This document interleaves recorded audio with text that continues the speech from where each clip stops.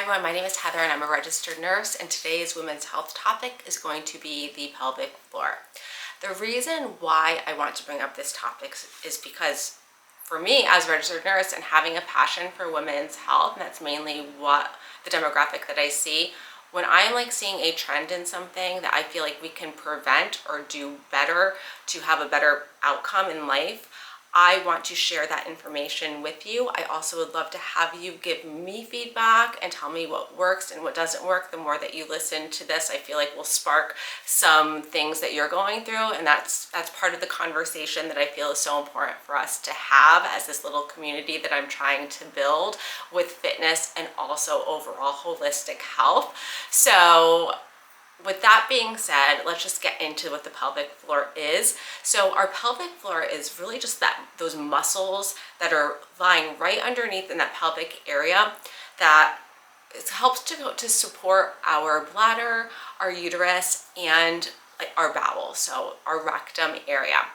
So with that being said, it's super important, right? Because as you might know, as you have children, going through perimenopause, menopause, or just in the aging process, you cough, you sneeze, you laugh, you pee yourself. It is so embarrassing. It happens to us all. I don't know really many people that it doesn't happen to, and I know that I'm kind of gearing this towards women who are in their 40s, but this is happening to women in their 20s and 30s. So ladies, listen up, because this is something that we can really help ourselves with. They make things such as poise and panty liners because this is an actual issue. It's a concern, and the first thing that someone is going to tell you to do if you go to your doctor is to do Kegel exercises, to lose weight, to stop smoking, and to go to probably a pelvic PT.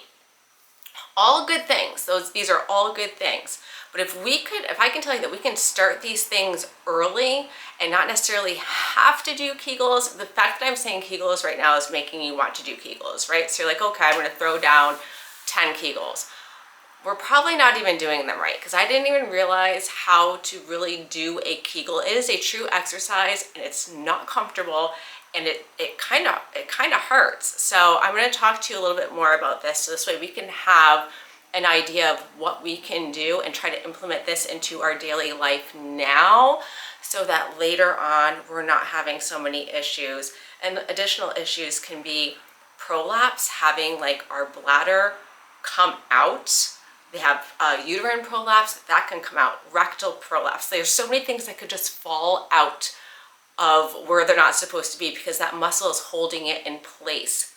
In addition to that, like we said, urinating, having bowel movements, not being able to hold your bowel movements, that is incredibly embarrassing and can totally happen. And then sex. Sex is also affected with this as well. So all of these things are all very negative. I do not want this to be negative. I want this to be a positive thing. So we're going to talk about ways to make it better. So when you talk about, those muscles that are underneath, that's even underneath your diaphragm, we can do things such as exercises and being in shape, right? So healthy lifestyle modifications.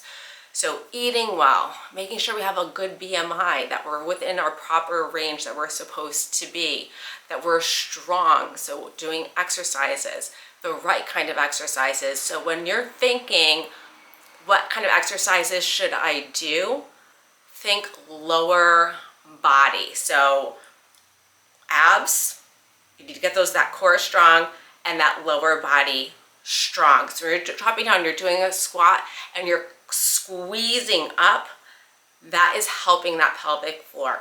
That is working that entire lower area. Doing those pelvic tilts, you see it squeezing that entire area.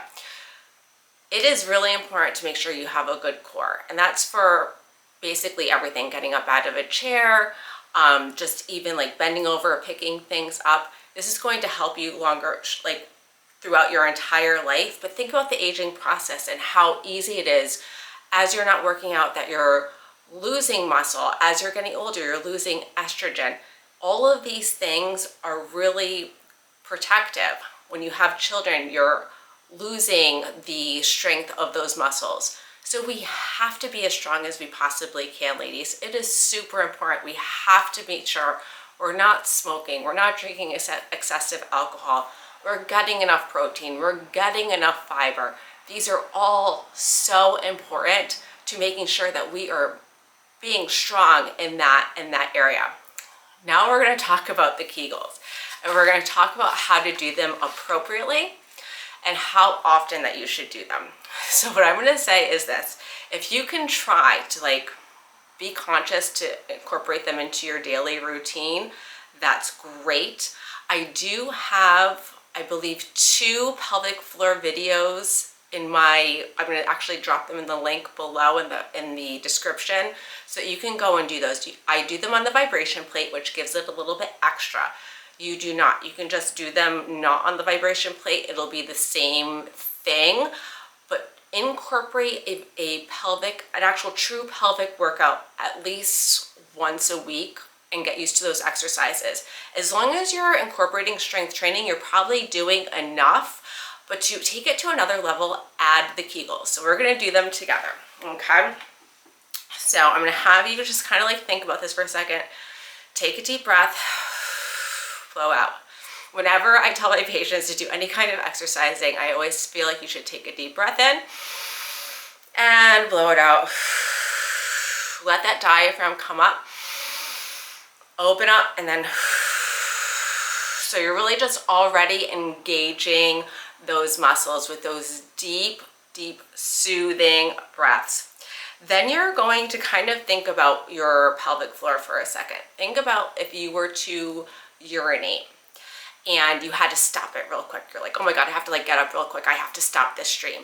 Those are the muscles that you are using. That's how you can visualize that Kegel exercise. So think about that for a second. And then also think about all these, there's different things that they're actually doing now to help strengthen those muscles. There's different machines that you can do a lot of med spas have them where they go inside and it's almost like contracting, almost like the vibration plate for your vaginal canal, let's say, if I'm going to put it in a way that we can better understand it. So there's things that you could do, but I want you to visualize the tightening of the inside and that whole area. So breathing in and out, breathing in and out.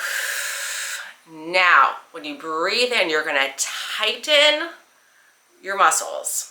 Tighten, tighten, tighten. Hold. Hold. You're going to hold that for 3 to 5 seconds. So just let it go. Breathe in. Hold. Hold, hold, hold, hold, hold. As tight as you possibly can. So close your eyes if you need to. Hold it. Release it. Do it again. Breathe in. Hold tight, tight, tight, tight, tight. Keep holding. Keep holding. Release it. So do that for 10 times. It gets increasingly harder with each time you do it, but I'm telling you right now, if you're doing Kegels the way I was doing it, I'm like, oh, just, boop, boop, boop, boop, boop, I'm done. No, and it does nothing. So you really have to make sure you're squeezing, squeezing, squeezing. It's like an actual workout, but for your pelvic floor. Super crazy. So some other things that we can do, like I said, just working out as much as possible to make sure that we have a good BMI, make sure that we're hydrating, we're getting in fiber. Limit caffeine and alcohol, ladies. Sorry. I mean, I've gotten down to 1 cup of coffee a day and I dilute it. And I feel like it's enough, and then alcohol, definitely I have cut down on that a lot too. I think that's important even for cancer prevention. I could do a whole talk about that. But that is something that you definitely want to limit as as we're getting older in the aging process. And plus it affects your sleep. There's so many different things. Smoking, definitely quit. It's just not going to serve you in any part of your health. And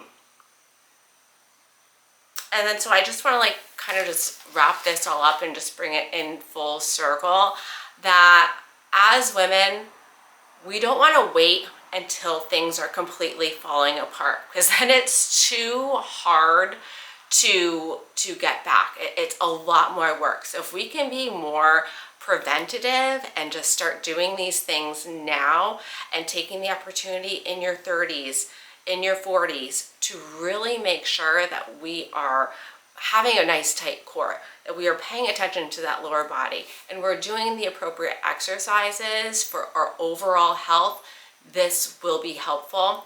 Throw in the Kegel exercises, do them properly, do the deep breathing, and you will see a difference. I promise you. The worst thing that can happen is if you have a prolapse. I've had so many women have that. It is absolutely miserable. You know, you're talking surgery, you're talking maybe a sling, all of these things. I do not want that for all of you.